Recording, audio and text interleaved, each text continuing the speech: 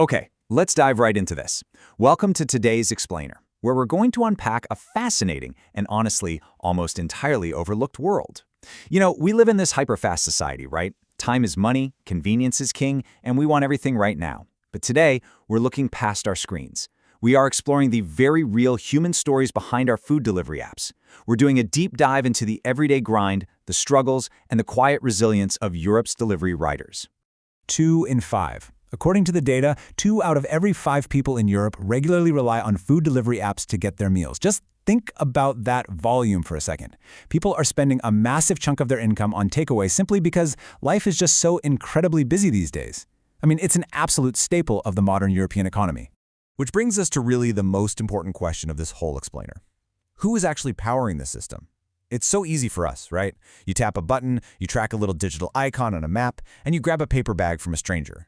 But these riders, who are absolutely crucial to making our society run smoothly, have somehow become almost completely invisible to the people they're serving. Now, a lot of immigrants travel to Europe carrying these immense, beautiful hopes. They're envisioning opening shops, building successful businesses, buying a house, just establishing a prosperous life.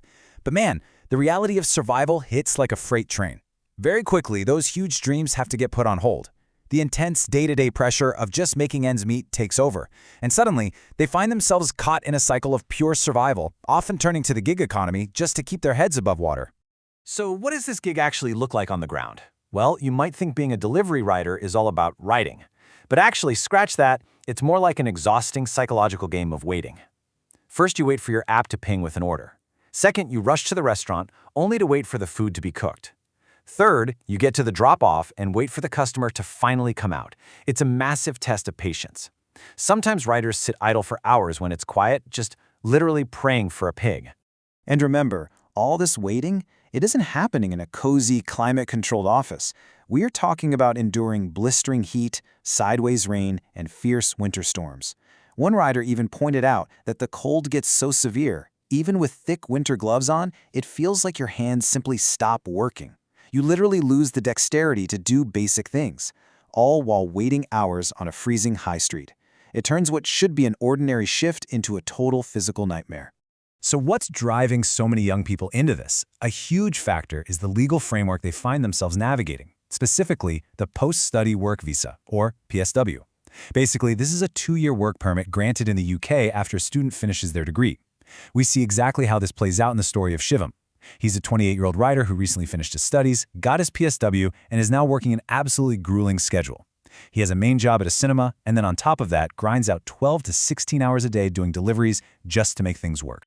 Getting through a schedule like that requires a very specific, ironclad mindset. Shivam puts it perfectly. Money matters, not choice. We are just here to make money. He is incredibly pragmatic about it. Back in his home country, he might have cared deeply about his career path or job prestige.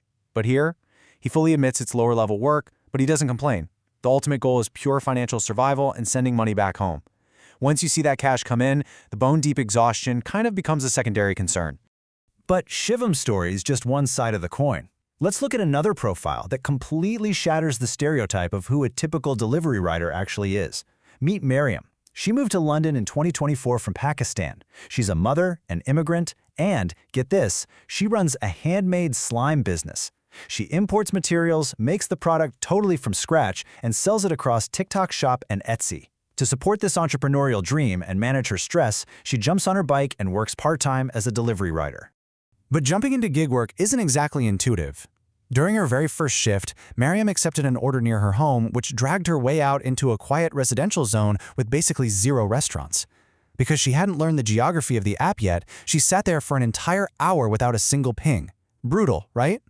She had to learn the hard way that to survive, you absolutely must position yourself at busy hubs, like Wimbledon High Street, where the orders are actually flowing. Yet, despite her incredible hustle and entrepreneurial spirit, there is a massive social barrier here. Mariam admits her parents would think it's crazy or low-level work, so she keeps it a total secret from them back in Pakistan. This perfectly captures the immense social stigma these workers face. They are literally the backbone of a multi-billion-dollar convenience industry, but they often feel forced to hide what they do from their own families just because of a perceived lack of prestige. So you gotta wonder, why do it? If it's exhausting, stigmatized, and tough, why choose the apps?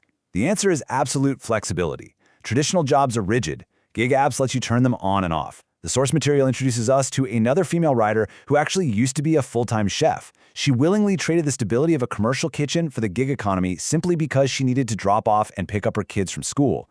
For so many mothers, that flexibility isn't just a perk, it is an absolute lifeline. Now, where you are on the map literally dictates your fate as a rider. Take two very different delivery hubs in London. In Chinatown, the order volume is massive. Riders can clear over 100 orders on a weekend. But the traffic is an absolute nightmare, causing insane stress. Contrast that with Southall, known as Little India. The market there is totally saturated with drivers who have limited job options, but the predominantly South Asian locals actually prefer cooking their own meals rather than ordering out. So riders in Southall often just sit idle, waiting endlessly for an order to drop. And this brings us to a really harsh economic reality. Historically, platforms like Uber and Deliveroo were paying somewhere around £6 to £7 per mile. But today, that has completely plummeted to just £2 to £3 per mile. Veteran riders who have been doing this for years are bluntly saying that this is their worst year yet. The cost of living is skyrocketing, but platform payouts are actively shrinking. To put that into perspective for you, £2.90.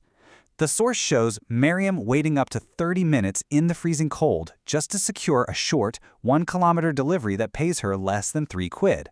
When you factor in the waiting time for the ping, the wait at the restaurant, and the actual travel time, it becomes incredibly difficult to see how the math ever adds up to a livable wage. And the challenges sure don't stop once they finally have the food in hand. Drop-off disasters are just a daily occurrence. Sometimes the app completely freezes or crashes. Sometimes the GPS points to addresses that are literally impossible to find. And while the rider is frantically trying to troubleshoot the tech, the customer is getting angry and impatient. There's a severe lack of empathy out there, with customers rarely stopping to consider the hidden tech glitches that are actually causing the delays. So what does a full day's hustle actually yield? Working a backbreaking 10 to 12-hour shift might only bring in 80 to 90 pounds. To actually scrape together a living, riders are entirely dependent on platform boosts. Those busy periods where high demand forces the apps to pay 1.5 times the base rate. Without those artificial spikes in pay, surviving on the baseline rate is pretty much impossible. But, in the midst of all this grueling work, there are these amazing flashes of genuine humanity. 50 pounds. The source shares this incredibly uplifting story of a rider who took a tiny 3-pound delivery right before he was scheduled to fly out to Europe. Out of nowhere, the customer handed him a massive 50-pound tip. It's these small, totally unexpected victories and moments of real appreciation that give them the motivation to just keep logging on day after day. So, I want to leave you all with a question to chew on. The next time your order is late, will you remember the dreams they carry? Look, it is so easy to get frustrated over cold fries or a delayed notification. But we've got to remember that the person on those two wheels isn't just delivering a meal. They are carrying the weight of their families, their entrepreneurial goals, and their hopes for a way better future. I really hope this explainer shifts how you view the invisible workforce powering our everyday convenience. Thanks so much for joining me, and keep learning.